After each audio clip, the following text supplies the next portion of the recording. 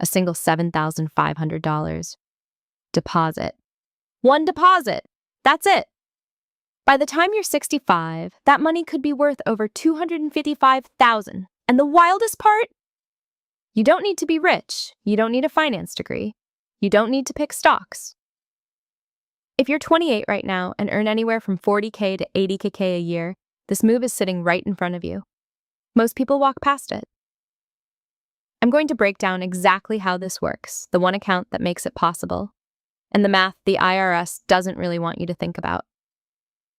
Stick around till the end, because there's a mistake almost every beginner makes with this account that quietly steals about $150,000 from their future self. Okay, the account we're talking about is the Roth IRA. Here's the deal in plain English. You put in money you've already paid taxes on. It grows. And when you pull it out in retirement, you owe the government zero, not a dollar, not a dime. For 2026, you can put in up to $7,500 a year if you're under 50. That's the magic number. Now let's run the math, because this is where it gets stupid. Say you're 28 years old. You scrape together $7,500 this year and drop it into a Roth IRA. You invested in a basic S&P 500 index fund. Nothing fancy. The historical average return is about 10% a year. Some years it's up 25%. Some years it's down 15%, but over decades it averages out. Fast forward 37 years, you're 65, you haven't added another cent. That one's $7,500 deposit, about $255,000 tax-free. If you used a traditional brokerage account instead, you'd owe capital gains tax on the growth. That's roughly $37,000 gone. With a Roth, you keep all of it. Now I know what you're thinking. I don't have $7,500 just sitting around. Fair. Most people on a $40K to $80K salary don't, so break it down. $7,500 a year is $625. A month. Still tight? Drop it to $300 a month. That's $3,600 a year, and you'd still end up with around $122,000 from that single year of contributions. And if you do this every year from 28 to 65, you're looking at well over $2 million in your Roth.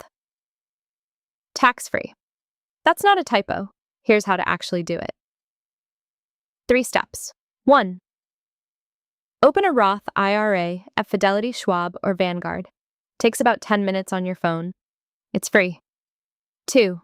Transfer money in from your checking account. You have until April 15th of the following year to contribute for the current tax year. 3. And this is the step everyone messes up. Actually invest the money. This is the mistake I mentioned at the start. People open the Roth IRA, transfer in $7,500, and then just leave it sitting there as cash. They think they're done. They're not. The money has to be invested in something, usually a low-cost index fund like VTI or VOO. If you leave it as cash for 10 years before you finally invest it, you end up near $98,000 instead of $255,000. That's the $150,000 mistake. Cash doesn't compound. Investments do. One more thing to know. There's an income limit on the Roth IRA.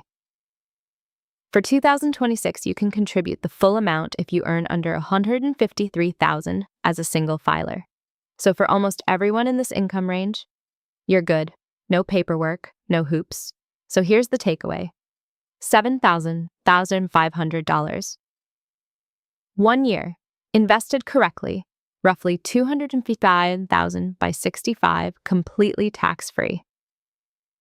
And if you can do it more than once, you're building serious wealth on an average income.